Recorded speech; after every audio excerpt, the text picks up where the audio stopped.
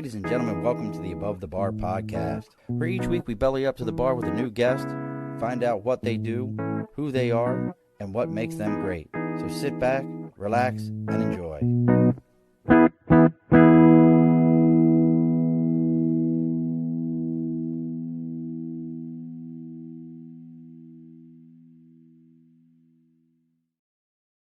Alrighty, folks, welcome back to the Above the Bar podcast. It's your host, Sean. We're bellied up to the bar here on June 10th. It's a Wednesday, 8 p.m. Eastern Standard Time.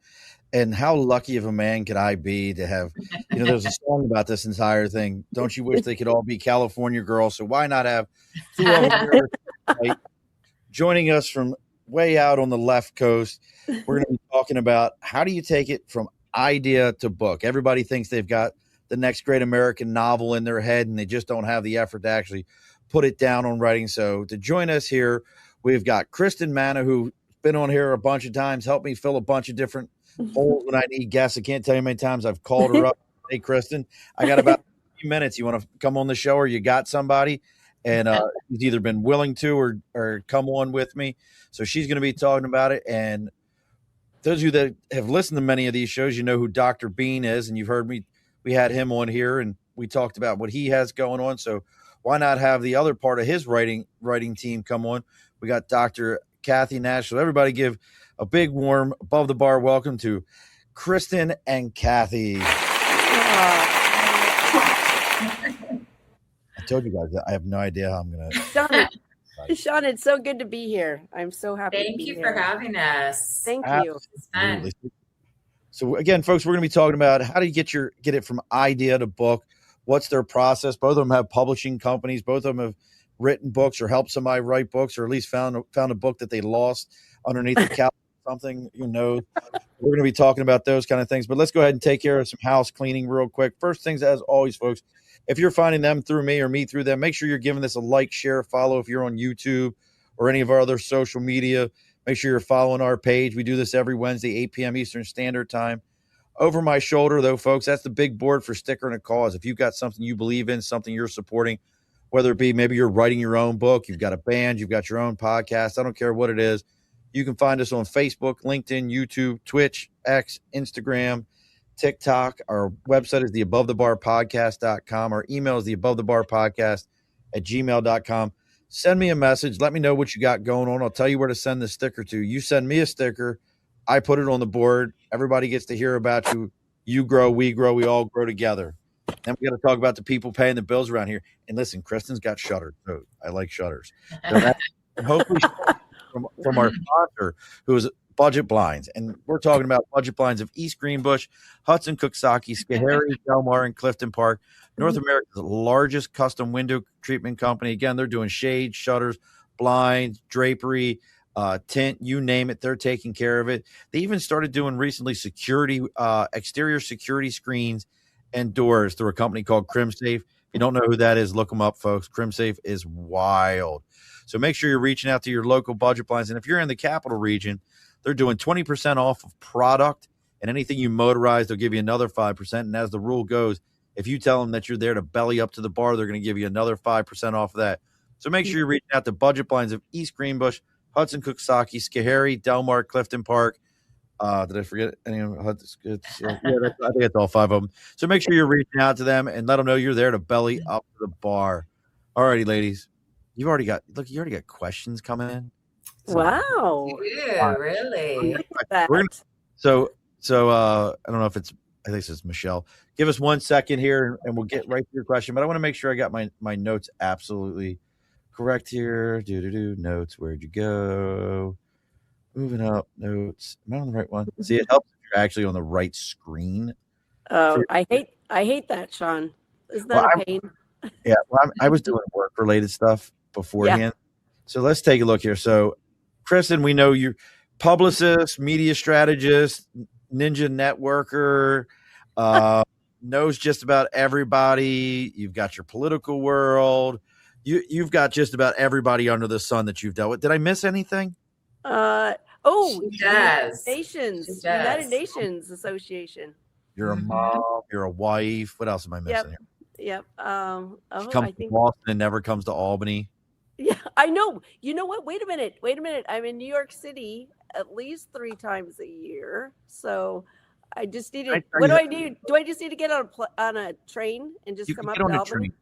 You can get Okay. on it's 2.5. But see, like, just to put it in perspective for you, that would be like you're in Orange County and me Uh-huh. being like, I'm in San Diego. Why don't you just come by? Makes Well, sense. Sean, if I make it to that coast, I need to just get on a train. You know, It's 2.5 totally. hours. But I Yeah. expect you at least you have your significant other or your kids, since I've heard about them all for years here.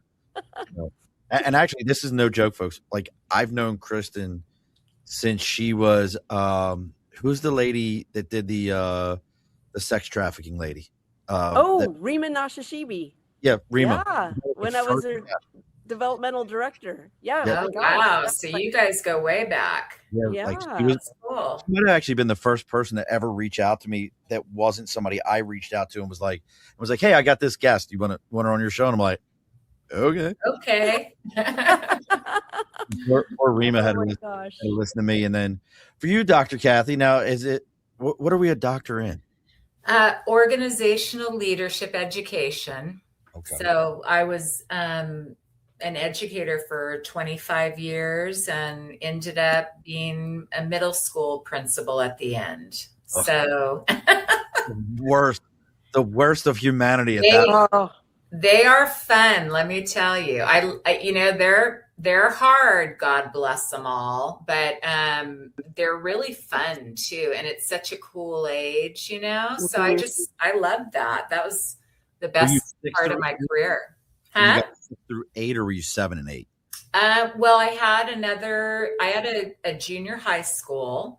Okay. Originally, and I did elementary, but then I did junior high, and that was 7th and 8th, and then I ended up in middle, which is 6, 7, and 8. Okay, So yeah.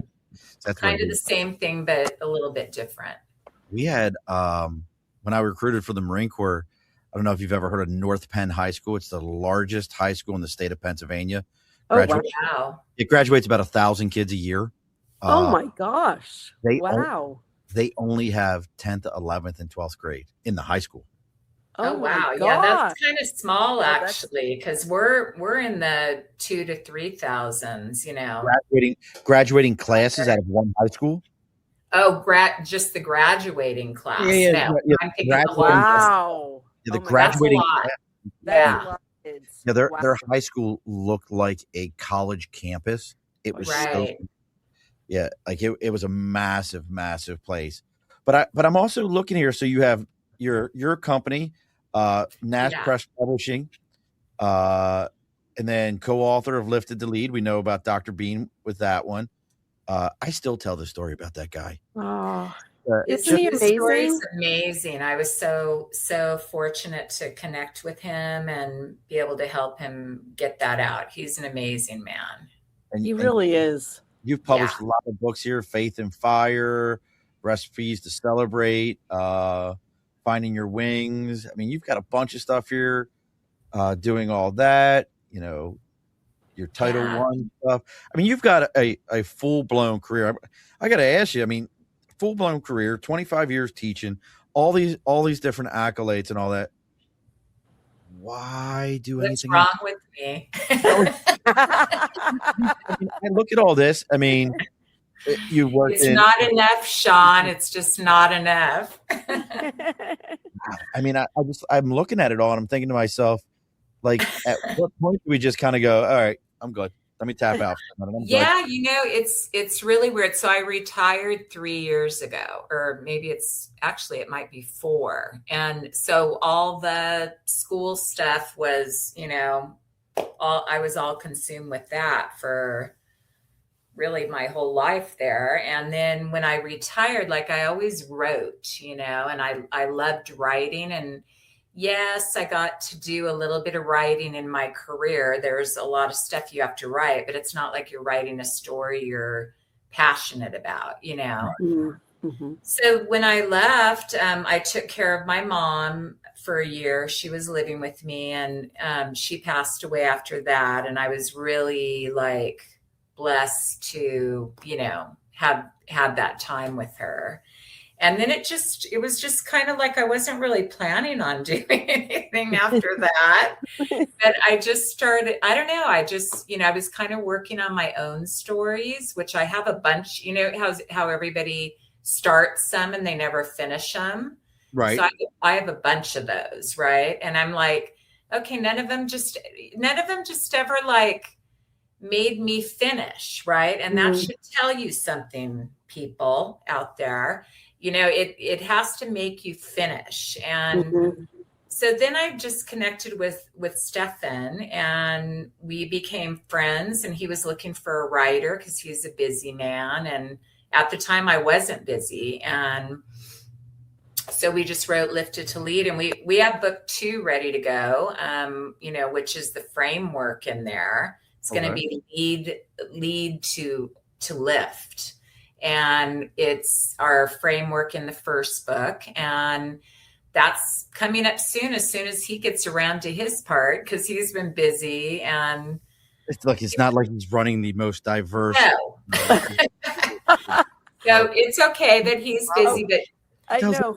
Get to work, bud. I know. I always. How many kids is he raising? How many kids does he have? 3? He has 4. Oh, and, 4. I'm sorry, not 3, single 4. dad and Beans. all of that. Look, Dr. So Beans just around. Let's go. Yeah, we just kind of, that kind of got me writing again. And then it was funny because one day he said to me, Kathy, you know enough about publishing. You should just start your own business. And I thought, okay. So really, literally, like the next day, I kind of thought, okay, I'll start learning about these things. And now I have quite a few books that are out. You named some of them that are coming out, but I have Fatherless to the Father. I have Bones to Beauty that's out. I have my new one, Tiffany and the Golden Feather. That's a lovely book. And I just launched History of Champagne and the Recipes to Celebrate. It's with Chef Mark Periano. And then coming up, I have Faith in the Fire. It's a devotional. And that's going to be releasing probably the end of this month. And then the next one's probably Kristin's, and that's Finding Your Wings and Learning to Fly. I have, that's going to be amazing. She'll tell you about that. And then I have Planting the Seeds of Hope, which is about during the Korean War. And I have Mr. Kim, who's runs an incredible foundation out here. And I happened upon that one. And then I have Saving Them, which is the Ukraine war zone. So I have a lot of projects going on, and I just got a poetry book. Is that Peter Kim? Huh? Is that when you said Mr. Kim, is that Peter? No, Okay. Not Peter Kim. I was thinking of the Peter. Who's the Peter that you had on the show with me? Oh, Peter Quo. Peter Quo. Yeah. Peter Quo. Yeah. She's got all the political people. Oh, listen. Yeah. Why the guy from Albany, New York had gubernatorial candidates from California on it only because of Kristin. Honestly, she knows everyone. And her book, that we're working on the first one, it's going very well. And then we have book 2 and 3. It's going to be a series, and all those connections you talked about, these incredibly, big names out here and people that have made a difference everywhere have been her mentors. And we're going to write about that, right, Kristin? Yeah, it's so exciting because I started Finding Your Wings and Fly. That's what I started, and I started in COVID, and I was talking to I was talking to different people about it now that I'm in the as a publicist, and I was talking to people, and then they're like, "Oh my gosh, you're so passionate about people's books." They're like, "Have you ever written anything?" And I'm like, yeah, I have. And I'm like, so I started talking to them about, so Find Your Wings and Fly. I really am so inspired by the people that I've worked with. I really feel so grateful and blessed because these are the people that actually, like, I'm standing on the shoulders of giants. I've been so fortunate to grow and learn so many things and have a whole world that's opened up to me because of the mentors in my life. And so each chapter is about a mentor that I've had in my life. And Peter Quo is in the book, and Ron Jones. Remember Ron Jones? He's in the book. He's the one that ran for governor. Yeah, right? Exactly. He's a good dude. I liked him. Whatever happened with him? He's actually in Korea. He's in Korea writing his next books, and he's also unfortunately his wife passed away. Remember, she had a cancer, and he just needed a new environment, so he went to Korea. And place to I've just got to go to Korea. Most people go to woods in their neighborhood or something. Korea. Korea, that's a big change. And he should be on your show again, Sean, because he's got a big podcast. He's got a big podcast there. Yeah. It is really exciting. And then, so I just have all these wonderful people that have added so much to my life. And I'm so blessed. And I think to myself, I'm like, I really feel sorry for people. People really need people, and I think with technology, I think it's kind of put us into isolation a little bit. And I feel like, what? I'm so happy that technology wasn't around my entire life, because I've learned to get out more than I think, people who've had technology might be more isolated. But because I've gotten out there, I've met all these wonderful people that have made my world so much better. And I just am so blessed to write something about every big mentor that's been in my life as a blessing to me and a blessing to others who haven't met these people. Mm-hmm. Kristin, but you're such a shut-in of a person. You're very reserved. you really don't. I just can't imagine you going out and just introducing yourself to people and getting involved in things. I just can't imagine. She makes me tired. Her energy. She's like 5 Energizer bunnies, right? Constantly on the go. Not tell you how many times I've sent her a message about something. She's like, I'll get back to you. We're currently doing fill in the blank. And I'm like, how is she doing that? Okay. I know when she's ready for something. Great. For those that don't know it, let's see.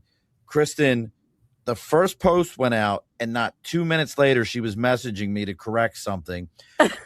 Today, she sends me a message. I'm like, Kristin, I'm writing this stuff now. Okay. I'm so excited. I just can't wait. We were 50 seconds from me letting you guys in. I was like, 7:50. Let's do it.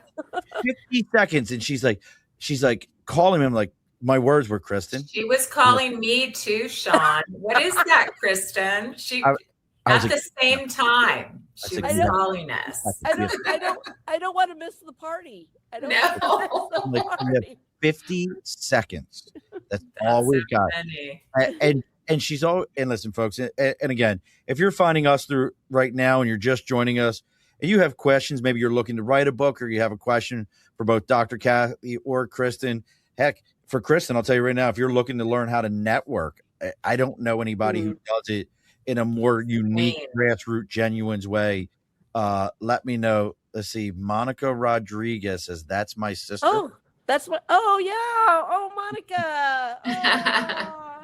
Oh, look at that. So we found your sister. But seriously, did you know you had a sister? Let's ask that question, man. Before this moment. Yes, I do. But it's such a unique, situation here. But if you have questions, please let us know. Let me jump into this first one because Michelle had this right away. So for you, Kathy, what books have you written and what is coming next?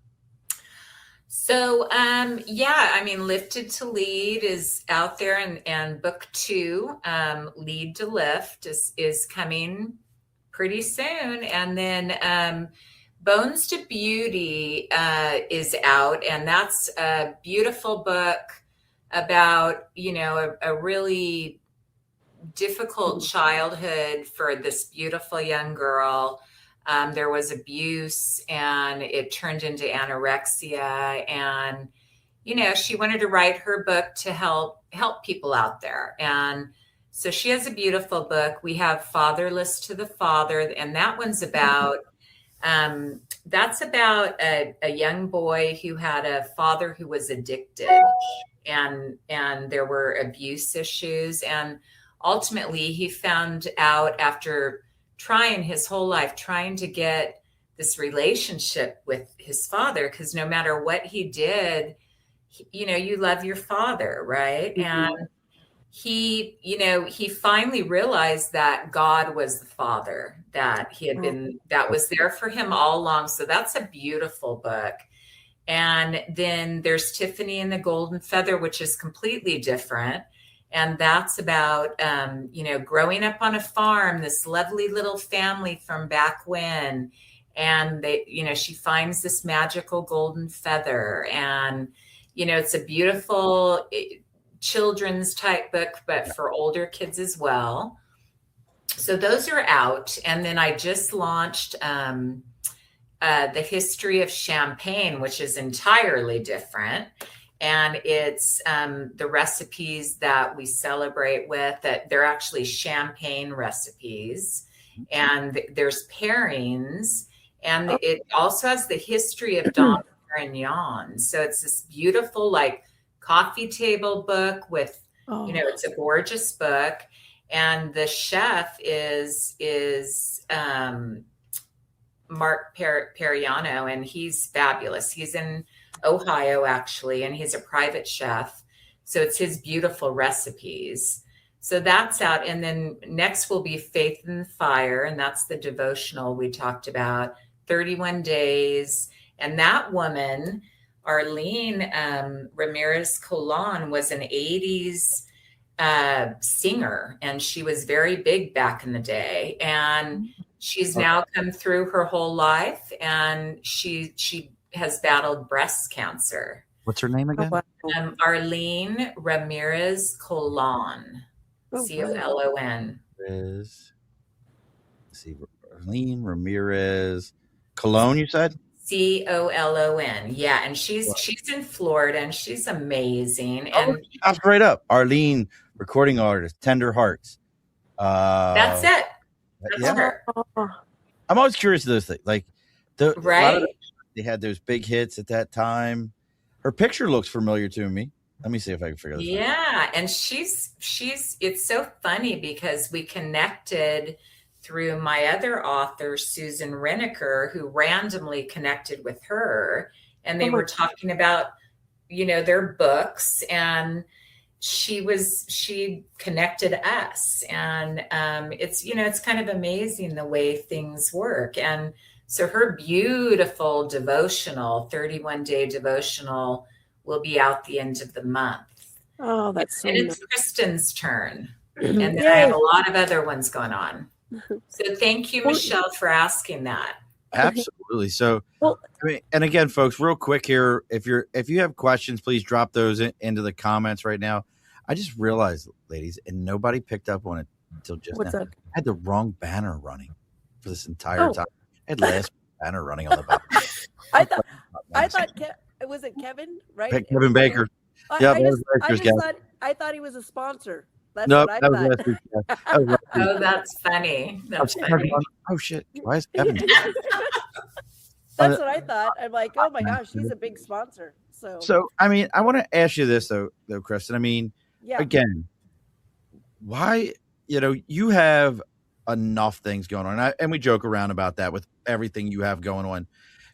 We joke. You're here on the East Coast. You're there on the West Coast. Your kids are out here by me. It's still one boss and one DC, right? My son's in Brooklyn, or he's in Queens now, because he could get a bigger place in Queens than he could in Brooklyn.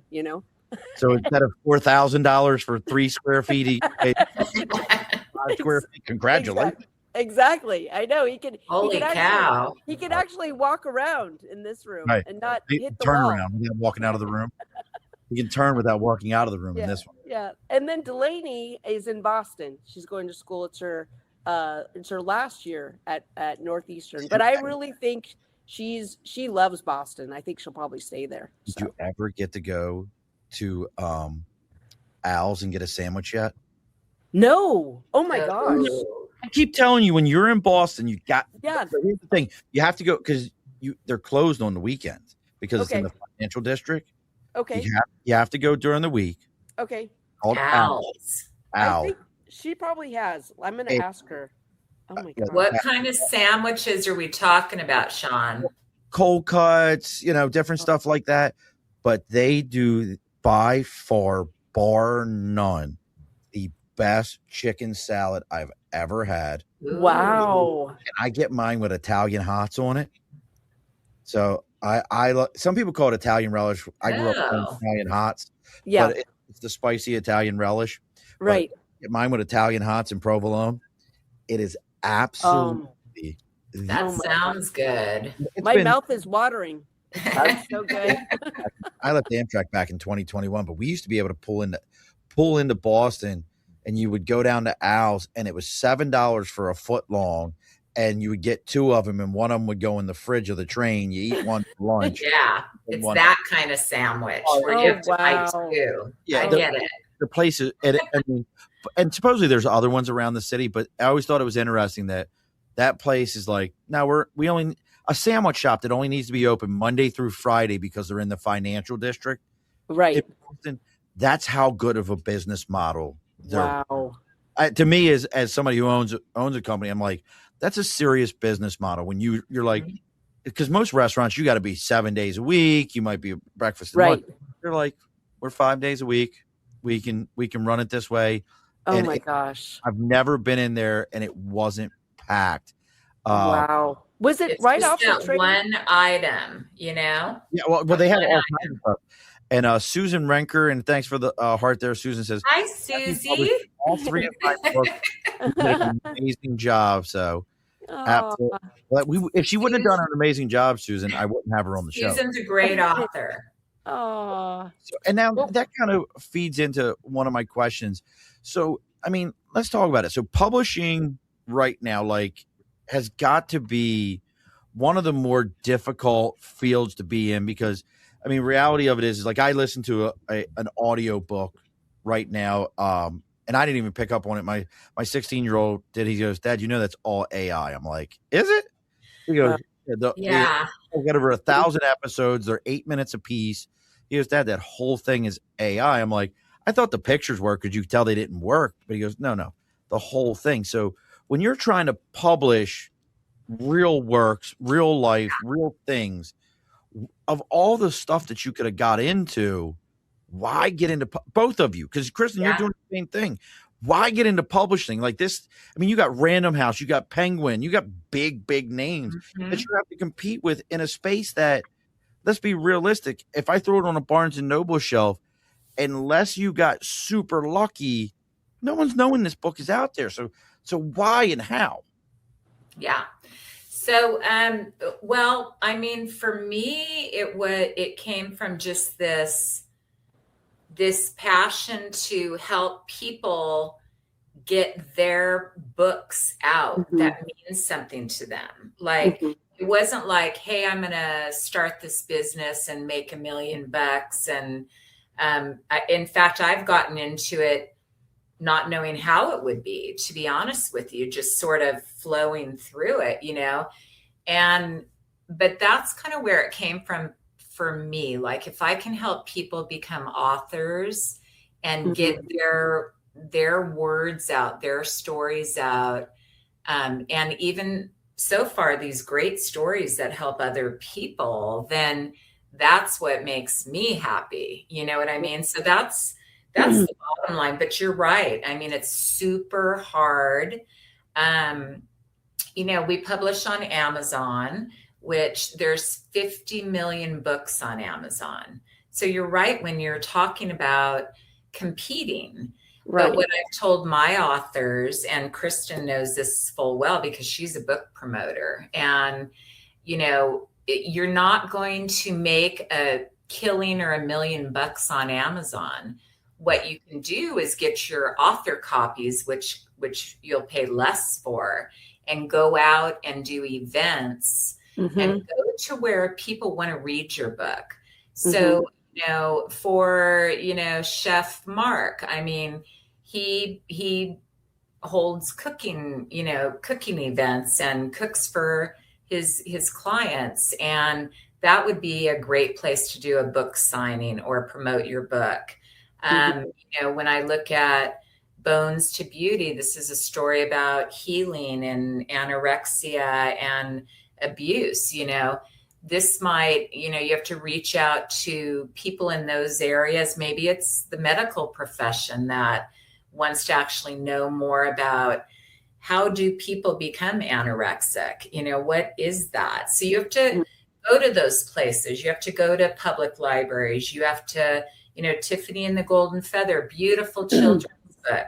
It would be great at places where, families are going to go and buy that type of a book. So, you're right. It's very difficult, but you have to take advantage of it that way, getting your books for a lot less, your author copies, and then going out and reselling them in the places where people actually want to read them. Right. And there's a whole strategy to book promotions too. What I love about being a publicist is that I am basically campaigning, which I've done for over 15 years. Really? But I'm campaigning for authors, which is such a wonderful space to be in, because I have learned so much, like in the last 7. I didn't even tell you the story. So it was about a year ago. You remember when I was working in the nonprofit space? I was in the nonprofit space for a while. And after my last nonprofit work with Arts and Learning Conservatory, I'm like, I'm going back into campaigning. I'll go back into political campaigning. And I was like, I had offers and I was praying about it, because I haven't prayed about getting into some campaigns before. And I'm like, oh Lord, I should have prayed about this before I got in. And God was like, wait. And I'm like, wait?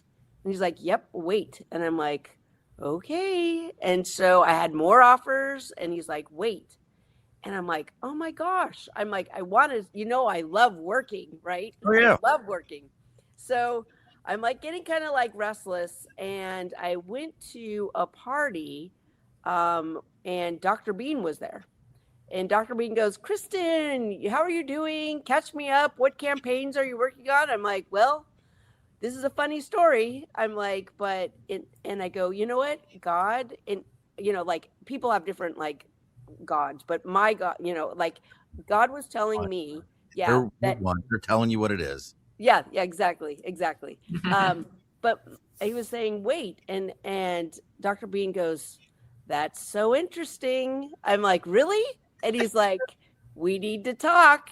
And you know what? Dr. Bean opened a world to me that I am so grateful for, because I am the happiest person I've ever been in my entire life right now, because I am promoting people who have stories that they wanted to share with the world. And it's an overwhelming task, but God has given me, with my networking, with the people that I know, so many great ideas. And I really have to give it to God, because I'm like, whoa, that was an interesting idea. I'm like, that was not my idea. That was God, and opening doors. And it's just amazing that like I have got so much favor with like getting into Barnes and Noble. And once you get into one Barnes, it's hard.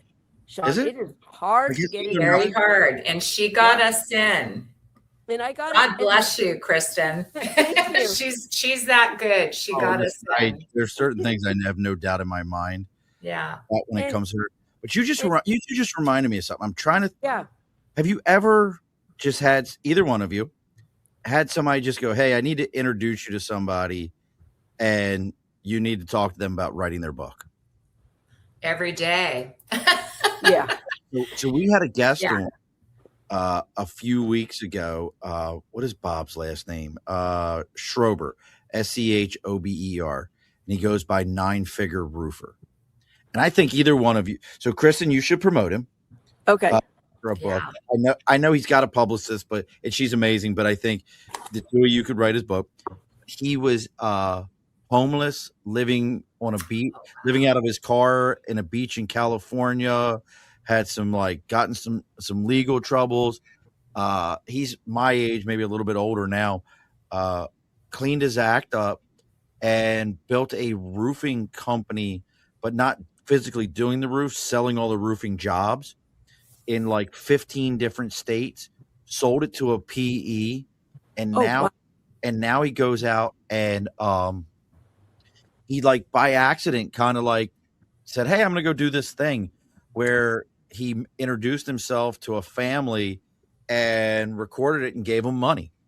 And now he goes to grocery stores and he'll be like, "Hey, have you heard about our Phila Cart special?" And people are like, "What are you talking about?" And he's a big dude.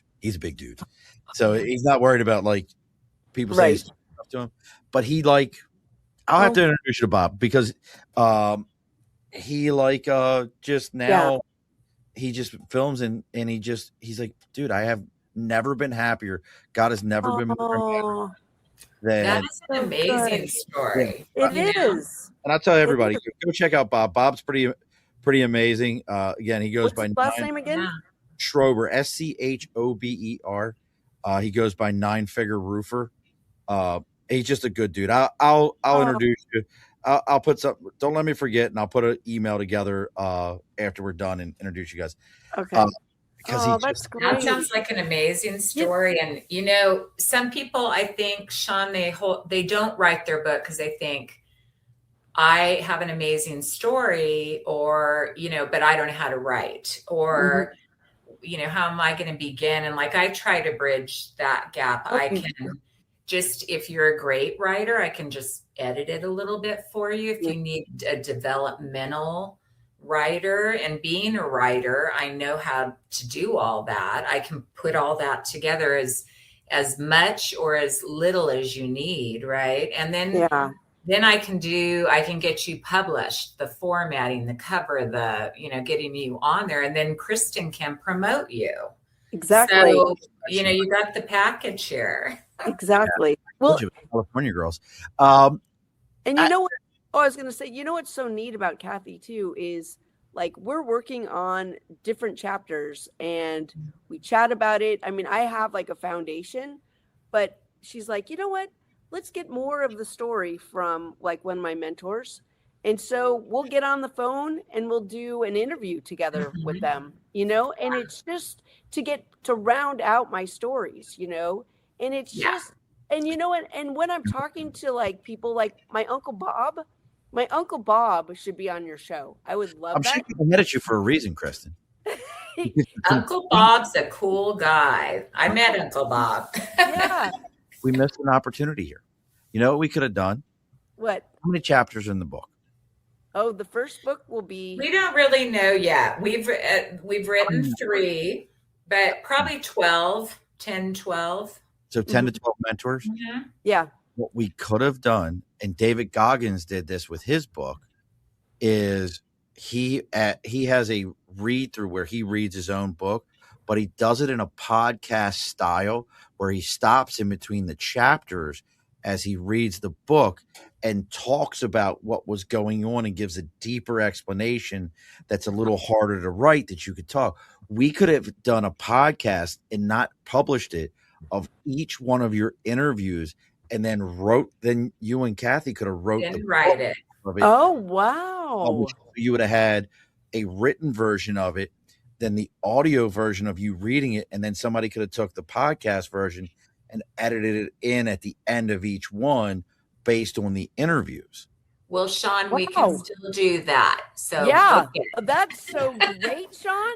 That's amazing. We can still do that. That's an amazing idea. It is. I'm the only one I ever saw do that, where he read his book and he reads it himself, and at the end of each chapter, him and some other guy, I think it was the guy who wrote with him, who helped him write the book, talk about when he was telling this story and he was going through this, and and it's just a unique idea. I've never seen it anywhere else. And I listen to a lot of audiobooks because I drive all the time. And then Vic Hartman just said, Kathy, I have really enjoyed the inspirational books you have published and co-written. You truly are very talented. I can't wait. Thank you, that's so Vicky. sweet. That's very sweet. There's a lot more coming. That's awesome. So then, but that kind of, for both of you, it goes into one of my questions. So we've talked about it a million times here. It'll probably never get finished only because it's already done in my head. I have a book 5 chapters deep. I actually have 3 books done in my head. But I can't. Here's my problem, and I know me. After I wrote them and I had the 5 chapters done, I got into the next thing in my life. Yeah. And if you ask me, how does this book finish? I can tell you the whole finish to it. That's what so when you run into somebody who's like me, like, listen, I can tell you how the whole book finishes. I can tell you how every element. I even tried using chat when chat first came out. I was like, here's my 5 chapters.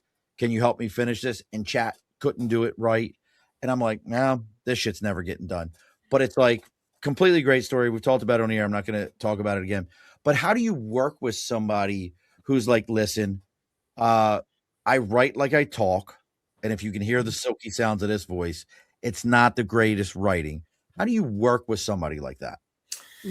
Well, it's, that is what I think I have a strength in that area because I'm able to hear their voice. And even if it's not finished or it's rough, there's this, hey, I just have this knack about putting things together in a way that's not losing their voice, but refining it and turning it into a story by tapping into the emotion.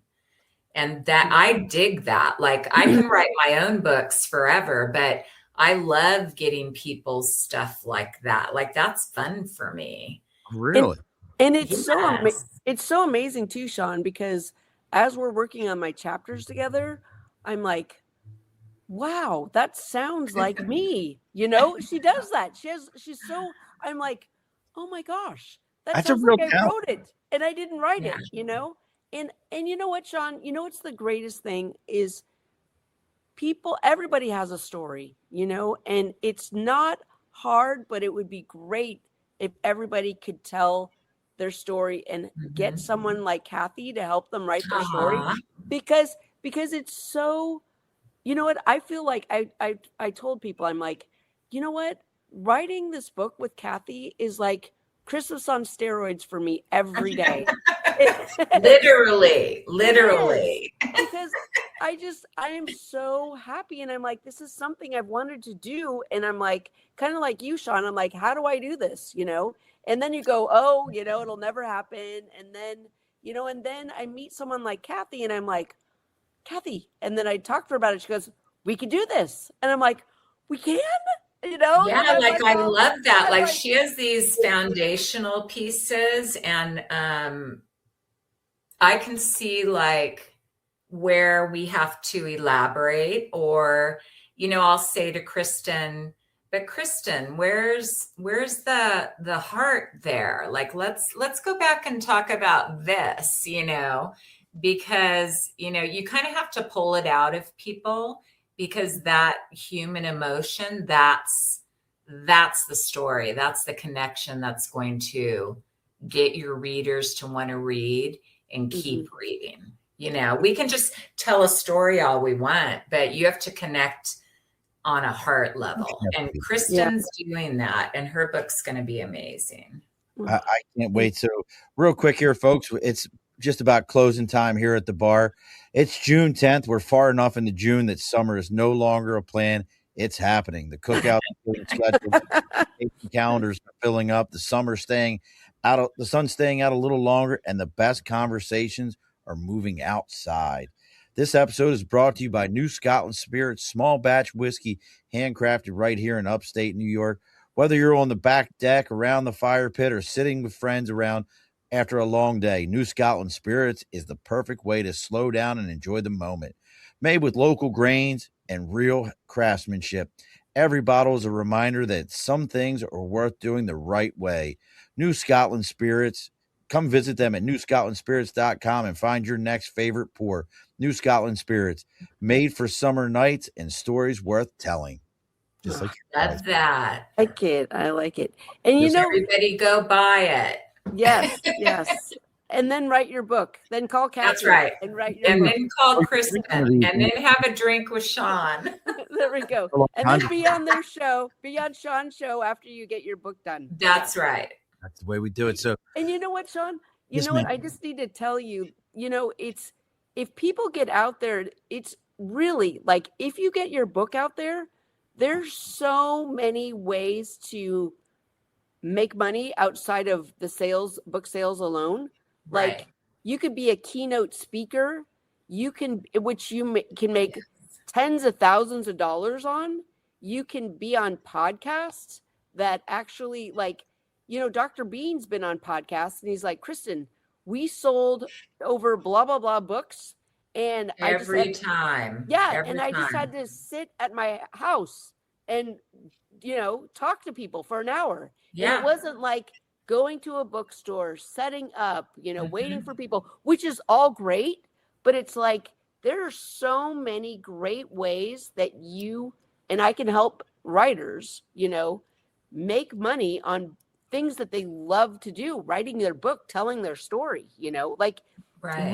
Mara J. James, she's doing a Piggy Bear. Let me show you where Piggy Bear. Yep. She was on here also. Yeah. We're working with making a show, Piggy Bear and Friends. She was telling me about that. Yeah, and that's a whole other thing. Like that's amazing. Dr. Bean's story could be a Netflix show. It could be a movie, a major movie, We're waiting for that. All you movie producers out there. Oh, yeah. I think Dr. Bean's story is so interesting. Again, we're back to that one, but it's just such a unique story, folks. If you go back in our older episodes, probably about a month and a half ago, I don't think it's been that much longer than that. Maybe it's been longer. I don't know. And you can find his story, from literally being dumped on a street in Vietnam, not figuratively, not like, oh, this is, a metaphor. No, his parents dropped him off on a corner at like 2 years old. 2 years old in Paraplegic. Vietnam. Mhm. Suffered from polio, cannot walk, paraplegic, and his parents just walked away. Yeah. Like as a parent, I don't know if you have kids also, Kathy, but as a parent, do. I Heart-wrenching. can't even. And the other side to it is when I heard his story, it was very much like the other side to it is it a cultural thing where it's like, hey, I can't deal with this, or is it because he said it like not long after he was dropped off, the missionaries picked him right up and swooped him away. Was the other side to it of a parent's love that people don't think about it in this way. A parent's love that's so strong that they're like, I know I can't do right by this child, but I know these people. I know the Samaritan is coming. I know that. In chapter 1 of Lifted to Lead, we write about that and exactly that, and he went back and it was a really difficult, moment for him to go back to, but it was like, I would ask him those questions like, why do you think your mom did that? And we talked about that. Could it have just been the war? They were coming right now. They couldn't move with him. Was it that she couldn't take care of a paraplegic child or move him during this war that was invading Saigon any minute, or, was it that she knew the orphanage would come and get him and that he would be given a better life? And we went through all that and we talk a little bit about that in chapter 1. And, some of it, he was like, I never even thought about that because what a heart-wrenching thing, And, but he's just amazing. And what's really ironic is we were doing at Barnes and Noble a signing And this Korean man, Mr. Kim, comes in, doesn't know Dr. Bean, nothing. And we find out, right, Kristin, that one of the planes that Steph and Dr. Bean was supposed to be on when he flew to the States finally crashed and orphans died. He was supposed to be on that plane. All his stuff was on that plane. But by the grace of God and a mistake, he was put on plane 2. Well, do you know that my new client, Mr. Kim, was in the military at that time and rescued people and babies from that plane? And we're like, remember, Kristin? We're like, in Huntington Beach. He like was there. He was there. He was and there. then we ended up connecting a month later. Now I'm doing his book. You know? He was Is that crazy? He was there, and he told Dr. Bean he was there. It was like a surreal. It was a surreal moment, wasn't it? Isn't that wild? How did Dr. Bean react to that? Like, I can't even imagine. Like, hey, you know, the plane you were supposed to be on that you could have died on. I saved people off of that. He saved people, and he was Mr. Kim's such a humble man. He just, I'm like, you're a hero, you know, and it just like blew off of him. You know what I mean? It's crazy.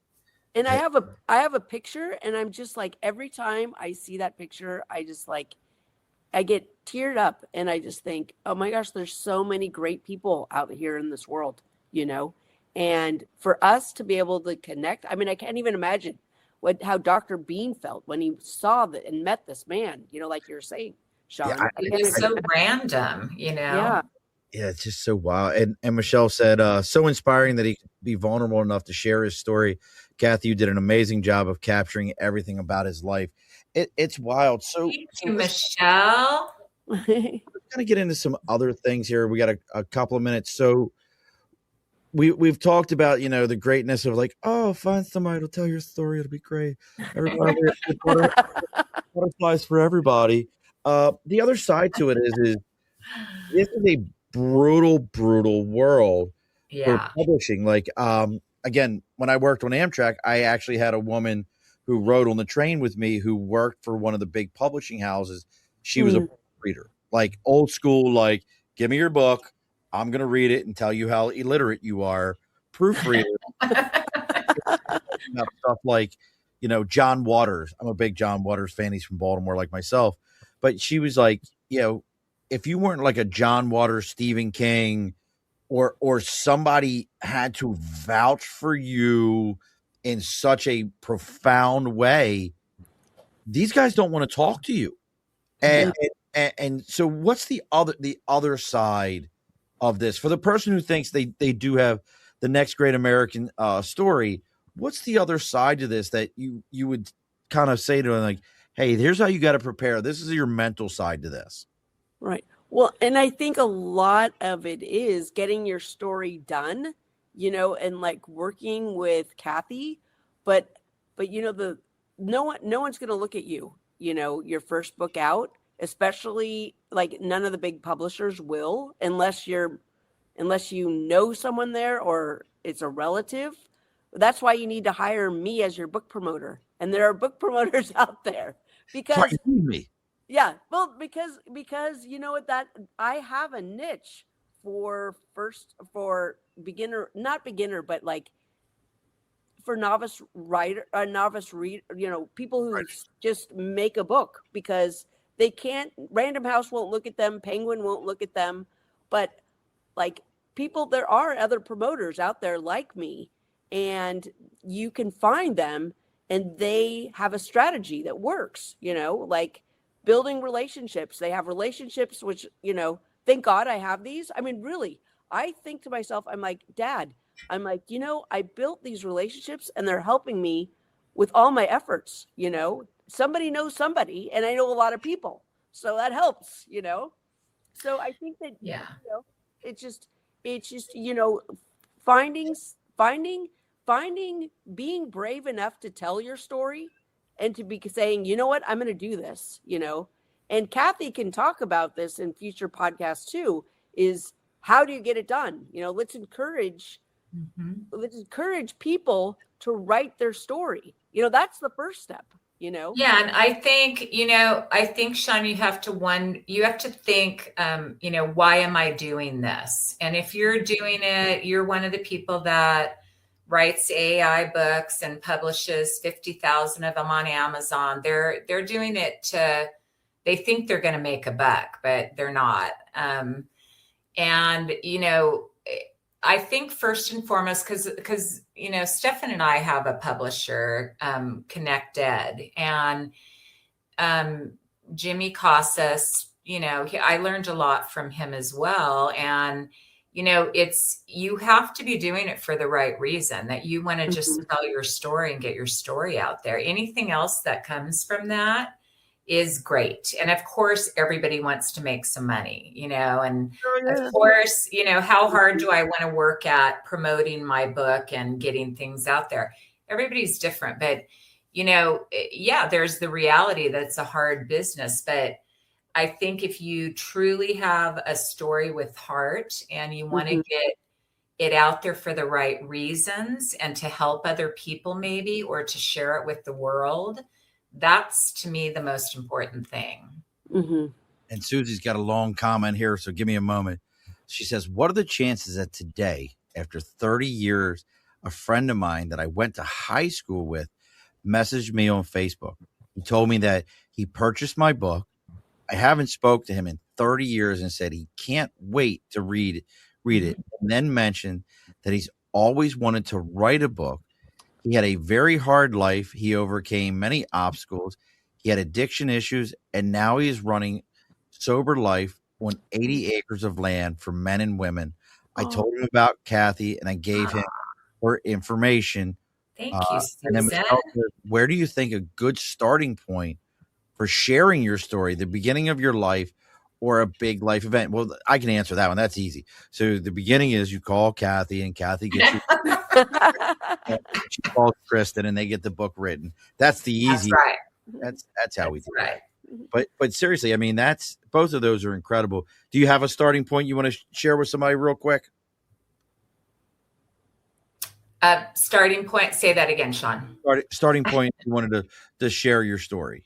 Like if she had a story that you felt was worth writing, where would you say a good starting point for that? Okay. I just think you need to write, and it needs to come from a place. You just need to write. I think a lot of writers, and I know myself too, especially all of us who are perfectionists, we hesitate, and it keeps us from getting those stories out. We don't think we're good enough to write a story. We don't think, how am I going to get from point A to point B, And, my advice is just write. And you can always find, whether it's me or someone else out there, or you want to try to do it, publish yourself, you can always find someone that can help you develop it and turn it into what you're really looking to turn it into. So just write. If you take writing classes in college, they'll tell you that, just write, just let it come out of you. And, if you have a passion to help other people, that's going to show in what you're writing, I love that. Listen, folks, we got to get ready to close things up here. As always, if you found Kathy and Kristin through us, or us through Kathy and Kristin, make sure you're giving this a like, share, follow, either our Facebook page if you're over there, or if you're on our YouTube, make sure you're doing that. Or if you're over there on Twitch, give us a subscribe. Make sure you're giving them, checking both of them out. Also, we do this every Wednesday, 8 p.m. Eastern Standard Time. Next week's guest is a gentleman named John R. Bradford III. You got to add third. You got to say it just that way. He leads Pet Screening as the CEO, and through Pet Screening, he's pioneered a platform that doesn't just help property managers navigate pet and animal policies. It transforms compliance into actionable data and new streams of revenue, all while making communities more pet inclusive and responsive, which I think is absolutely fabulous. That. Because I think, especially you're talking about COVID. After COVID, everybody had a dog, everybody had a cat. They figured, well, I'm going to be stuck in here. At least I'll be stuck with an animal. So I think it's a phenomenal. Make sure you join us next week great. for them. All right. So let's see here. I'm going to write a number down between 1 and 10. We'll write this number down here. If you need to see the number, I will do it. So at the end of every episode, Kathy, I know Kristin's done this with me before, but she may have forgotten. The guest always gets the final word, but there's two of you. So we got to figure out who gets the first final word and who gets the last final word. So I wrote a number down. So each of you, the closest. Let Kristin go. Let Kristin go first because I need to know the drill. So go ahead. Well, I was going to say, well, it's just the You've final done word. it before. It could be one word. It could be a. It's just your final word. Your final word. One word. It could be one word if you want it. No. Whatever you need it to be. But I wrote a number between 1 and 10. Kristin, what's your number? 8. Kathy? 1. The number is 4. So Kathy, you is that right? So yeah.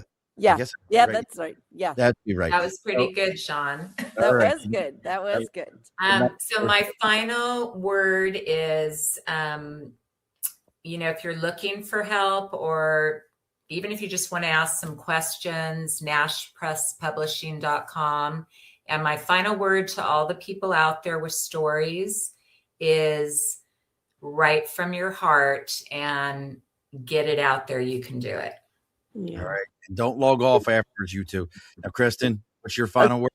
My final word is, everyone has a story to tell. And I would just recommend and just tell people, you know what, be brave. Write your story, because this story isn't just for you, but it's for generations to come. And everyone has a story and everyone has lessons to learn from your life, and it's worth being told. And so reach out to Kathy and then I'll get you into Barnes and Noble. Then reach out to Kristin, and then get on Sean's show. Exactly. Alrighty, folks, be sure to push your stool in. This has been a Second Front podcast presentation found on Apple, Spotify, and wherever podcasts can be found.